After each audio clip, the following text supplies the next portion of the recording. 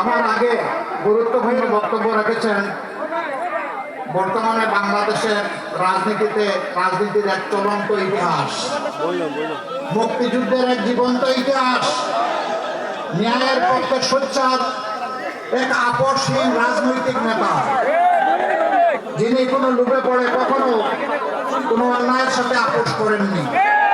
তিনি বক্তব্য রেখেছেন, আমি তাকে সর্বান্তকরণে শ্রদ্ধা করি, আল্লাহ তাআলার কাছে দোয়া করি।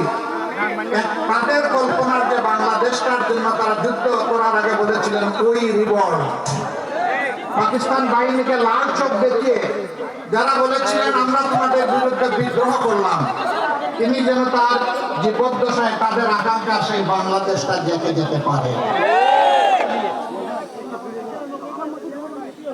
বাংলাদেশ আলহামদুলিল্লাহ আমরা বিশ্বাস করি 12 তারিখ পথ খুঁজে পাবে। বাংলাদেশের মানুষ ইনশাআল্লাহ সিদ্ধান্ত নিতে ভুল করবে না। যে যুবকদের নেতৃত্বে আমাদের বিপ্লব সফল হয়েছে সেই যুবকরাই বাংলাদেশের পথ দেখিয়ে দিয়েছে। ডাকসু থেকে শুরু জকসুতে এসে আপাতত থেমেছে, সব জায়গায় একই চিত্র। আমরা চাই দালাল মুক্ত বাংলাদেশ, আমরা চাই চাঁদাবাজ মুক্ত বাংলাদেশ, আমরা চাই দুর্নীতিবাজ মুক্ত বাংলাদেশ, আমরা চাই মামলাবাজ মুক্ত বাংলাদেশ, আমরা চাই ব্যাংক ডাকাত মুক্ত বাংলাদেশ, আমরা চাই ঋণ খেলাপি মুক্ত বাংলাদেশ, আমরা আজকে একটা মানবিক বাংলাদেশ চাই। তারা রায় অলরেডি দিয়ে দিয়েছে, 12 তারিখ ইনশাল্লাহ তাই হবে। এইটা দেখে অনেকের মাথা গরম। এখন কি চৈত্র মাস না বৈশাখ মাস? কোন মাস এখন? মাঘ মাস। তো মাঘ মাসে মাথা যদি এত গরম হয়, চৈত্র মাসে কি হবে? একটু ঠান্ডা রাখো মাথা। যেদিকে যাও সেই দিকে মাথা গরমের লক্ষণ ফুটে উঠে। হ্যাঁ, মানুষ যখন হতাশ হয়, মানুষ যখন নিজের ব্যর্থতার গ্লানি চোখের সামনে দেখতে পায়, তখন চোখের মধ্যে সর্ষা ফুল ফুটতে থাকে। তখন অনেক সময় নিজের স্ত্রীকেও মা বলে সম্বোধন করে। আমরা বাংলাদেশে এখন তাই দেখতে পাচ্ছি। ইনশাআল্লাহ যে যুবকরা বুক চিতিয়ে যুদ্ধ করে, জীবন দিয়ে পঙ্গুত্ব বরণ করে, গুলিকে পরোয়া না করে লড়াই করে বাংলাদেশকে হাতে ধরে রাস্তায় তুলে দিয়েছে, এই যুবকরাই আগামীর বাংলাদেশ গড়ে দিবে ইনশাআল্লাহ। যুবকরা, বেকার ভাতা না কাজ? আরো জোরে। 24-এর গণবিপ্লবে একটিবারের জন্য একজন যুবক বলে নাই যে আমরা বেকার ভাতার জন্য আজকে লড়াই করছি। তারা বলেছিল আমাদের মেধা যোগ্যতাকে স্বীকৃতি দিতে হবে, মেধা যোগ্যতা অনুযায়ী আমার হাতে কাজ তুলে দিতে হবে, আমি দেশ গড়ার একজন কারিগর কর্মচারী কর্মকর্তা হিসাবে কাজ করতে চাই। এইটাকেই মুঘল বাহিনী, হাতুড়ি বাহিনী, গুলি বাহিনী নেমে তাদেরকে দাঙ্গে দিতে চেয়েছিল, পারে নাই। জনপ্রতিনিধির মুখে সব কিছু ভেঙে চুরমার হয়ে গিয়েছে। এই যুবকরা ঘুমিয়ে পড়ে নাই, এই যুবকরা জাগিয়ে আছে। আমরা কথা দিচ্ছি, যুবকদের হাতে, যুবতীদের হাতে আমরা বেকার ভাতা দিয়ে তাদেরকে অপমানিত করব না। তাদেরকে শিক্ষা প্রশিক্ষণ দিয়ে তাদের হাতে মর্যাদার কাজ তুলে দেব। সেদিন তারাই গড়ে দিবে নতুন বাংলাদেশ, আর গর্ব করে বলবে আমি বাংলাদেশ, এটা আমার বাংলাদেশ। গর্বের সাথে এদিন যুবকরা পরিচয় দিবে ইনশাআল্লাহ। এই বিপ্লব সফল করতে গিয়ে আমাদের মা বোনদের অবদান অপরিসীম। 15 জুলাই যেদিন আমাদের কলিজার টুকরা মেয়েদের গায়ে ওর হাত দিয়েছিল ঢাকা বিশ্ববিদ্যালয়ের বুকে রাতের বেলা, সেদিনই বাংলাদেশে আগুন জ্বলে উঠেছিল। পরের দিন সেই আগুনের বিস্ফোরণ হয়েছিল সারা দেশে, চট্টগ্রামে একজন সহ 6 জন জুলাই যুদ্ধ তাদের জীবন এই জাতির জন্য উপহার দিয়েছিল। বিশেষভাবে স্মরণ করতে হয় আবু সাইদকে,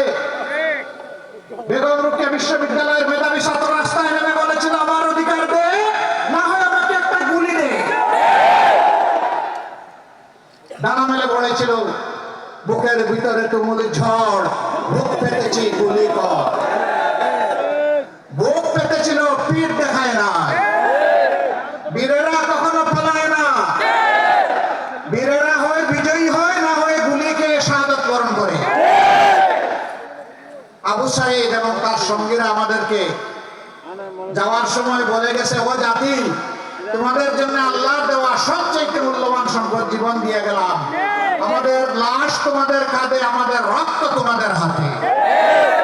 আমাদের লাশের সাথে বেঈমানি করবা না। আমরা যে জাতির মুক্তির জন্য লড়াই করেছি, সেই জাতির মুক্তির পথ দিয়ে হাঁটবা, সুবিধাবাদের পথ দিয়ে হাঁটবা না।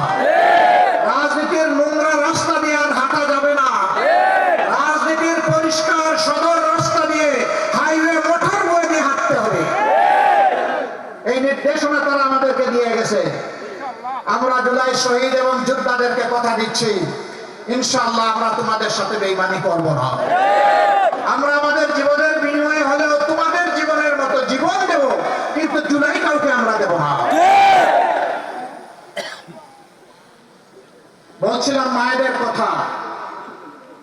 এই যুদ্ধে মারা যেদিন রাস্তায় নেমে এসেছিল, তখনই স্বৈরাচার বুঝতে পেরেছিল আমার আয়ু শেষ। দিশাহারা হয়ে জুলাই মাসের 31 তারিখ তারা সম্পূর্ণ বেআইনিভাবে বাংলাদেশ জামাত ইসলামীকে নিষিদ্ধ করতে চাইল। একদিন পরে 1 তারিখ সেই ঘোষণা দিল। আমি কৃতজ্ঞ, মোবারকবাদ জানাই। এই সিংহ পুরুষ, আপনাদের অহংকার, আপনাদের গৌরব। মুক্তিযুদ্ধে যিনি সর্বপ্রথম বিদ্রোহের ঘোষণা দিয়েছিলেন ইস্ট বেঙ্গল রেজিমেন্ট থেকে, তিনি সেদিন সবার আগে বিবৃতি দিয়ে এটাকে খণ্ডন করেছিলেন যে এই ঘোষণা বেআইনি এবং এটার দ্বারা জামাতের উপর জুলুম করা হয়েছে। তিনি সবার আগে এই ঘোষণা দিয়েছিলেন। আমরা তার কাছে কৃতজ্ঞ এবং ঋণী। এরপরে তার পর ধরে আরো সবাই বলেছেন, একে একে বিএনপিও বলেছে। আমরা সবাইকে ধন্যবাদ জানাই। আমার আফসোস, 15.5টি বছর আমরা তো সবাই মজলুম ছিলাম। তাহলে কিছু লোক সাথে সাথে আবার 5 আগস্টের পরে জালিম হয়ে গেল। রাস্তাঘাটে, বিভিন্ন স্ট্যান্ডে, দোকানে, মিল, ফ্যাক্টরি, ইন্ডাস্ট্রি, কারখানায়, ঘর বাড়িতে, সব জায়গায় গিয়ে বললো আমি চাঁদাবাজ, আমার অংশ আমাকে দাও, আমার অংশ আমাকে না দিয়ে তুমি কিছু করতে পারবে না। আমরা আল্লাহর উপর ভরসা করে ঘোষণা দিয়েছি 13 তারিখ থেকে ইনশাআল্লাহ আমাদের মহান প্রভু আমাদেরকে একটা নতুন বাংলাদেশ দিবেন। সেই দিন থেকে চাঁদাবাজ যারা, তাদেরকে বলে দেব ওই কাজের দিন আজকেই শেষ। পরিশুদ্ধ হয়ে ফিরে আসো। তোমাদেরকেও শিক্ষা প্রশিক্ষণ দিয়ে তোমাদের হাতেও মর্যাদার কাজ তুলে দেব। যদি তারা আসে আলহামদুলিল্লাহ, যদি না আসে তাহলে যা করা দরকার তাই করা হবে। আর চাঁদাবাজি করতে দেওয়া হবে না ইনশাআল্লাহ। ঠিক যত ধরনের অপরাধ দুর্নীতি আছে, আমরা কোনো অপরাধ দুর্নীতির ভাই দেশ ধরে টানাটানি করবো না, আমরা কান ধরে টান দেবো ইনশাআল্লাহ। কান কোথায় থাকে? মাথার 2 পাশে না? ওই মাথা ঠিক হলে সব ঠিক। মাথা হচ্ছে জাতির নেতৃত্ব। মাথা যখন পচে যায়, শরীর আর তখন কাজ করে না। আমাদের 54 বছরের নেতৃত্ব নিজেদেরকে সুস্থ মাথার প্রমাণ দিতে পারে না। এই জন্যই জনগণের টাকা লুণ্ঠন করে এরা বড় লোক হয়েছে, কিন্তু জনগণের যা পাওনা ছিল সেটা জনগণ পায় নাই। সম্মানিত ভাইরা, ডক্টর বীর বিক্রম বলেছেন আমাদের দেশের 234 বিলিয়ন মার্কিন ডলার বিদেশে পাচার হয়েছে, মানে 28 লক্ষ কোটি টাকা। আমরা কথা দিচ্ছি, আল্লাহ তাআলা ইনসাফের সরকার গঠনের সুযোগ দিলে ওই সমস্ত লুটেরাদের পেটের ভিতর হাত ঢুকিয়ে সব বের করে আনা হবে এবং সেই অর্থ রাষ্ট্রীয় তহবিলে জমা হবে। ইনসাফের ভিত্তিতে সারা বাংলাদেশে তখন উন্নয়নে ব্যয় হবে ইনশাআল্লাহ। এখন আর 1 টাকার রাস্তা 8 টাকায় কেউ গড়ার স্বপ্ন দেখবেন না। আবার রাস্তা করেছে, সাথে সাথে টান দিলে একেবারে কার্পেটের মতো উঠে হাতের মধ্যে চলে আসে। সেই রাস্তা আর বাংলাদেশে বনবে না ইনশাআল্লাহ। জনগণের ভোটের পাই পাই হিসাব এই জনপ্রতিনিধিরা দিতে বাধ্য থাকবেন। বছরে একবার নিজের এবং পরিবারের সদস্যদের আয় ব্যয়ের হিসাব জনগণের সামনে খুলাসা করবেন। জনগণ যেন বুঝতে পারে যে তারা দুর্নীতিবাজ নয়। আমরা তা বাধ্য করবো ইনশাআল্লাহ। সম্মানিত দেশবাসী, ন্যায় ইনসাফের এই বাংলাদেশ যারা চায় না, তারা পুরানো বন্দোবস্ত চায়, যেন তেন ভাবে একটা নির্বাচন চায়। সংস্কারের জন্য গণভোট আগে চায় নাই, এরপরে সবার যখন দাবি আসলো তখন বললো গণভোট বানি, তবে একদিনে হতে হবে। আমরা বলেছিলাম যে আগে গণভোট হোক, তারপরে সাধারণ নির্বাচন হোক, মানলো না। এখন গণভোট তাদের দাবি মেনে নিয়ে একদিনেই হলো, এখন বলে যে গণভোট আমরা মানি না, গণভোটের দরকার নাই। চতুর্দিক থেকে ঠেলা শুরু হয়েছে জনগণের, ঠেলার নাম বাবাজি। এখন আস্তে আস্তে শিশুর মতো মুখে ফুটতে শুরু করেছে গণভোটে হা বলে। এই গণভোটে হা আমরা আগেই বলে দিয়েছি। গণভোটে কি বলবো? হা মানে আজাদি, না মানে আজাদি না গোলামি। ইনশাআল্লাহ 12 তারিখ প্রথম ভোট হা, সমস্ত জনগণকে সাথে নিয়ে। দ্বিতীয় ভোটটা ইনসাফ ভিত্তিক সরকার গঠনের জন্য। সেই ভোটটা হবে এখানে দাঁড়িপাল্লা, পাশে ছাতা, কোন জায়গায় ঘড়ি, কোন জায়গায় খেজুর গাছ, যেখানে 11 দলের যে মার্কা আছে, কোন জায়গায় এনসিপির শাপলা করি, যেখানে যেটা থাকবে ইনশাআল্লাহ সেখানে সেই মার্কার পক্ষে আমরা সারা জনগণকে সাথে নিয়ে দাঁড়াই যাব। আমরা কথা দিচ্ছি, আমরা জামাত ইসলামের বিজয় চাই না। মন খারাপ করছেন? আমি সিনসিয়ারলি বলতেছি, আমরা জামাত ইসলামের বিজয় চাই না। আমরা চাই 18 কোটি মানুষের বিজয়। আমরা কোন দলের সরকার চাই না, আমরা চাই 18 কোটি জনগণের সরকার, যারা দেশের মালিক হবে না, সেবক হবে ইনশাআল্লাহ। আমরা সেই সরকারটা কায়েম করতে চাই। আবারও বলি, যারা মাথা গরম করেছেন মেহরবানি করে ঠান্ডা করুন।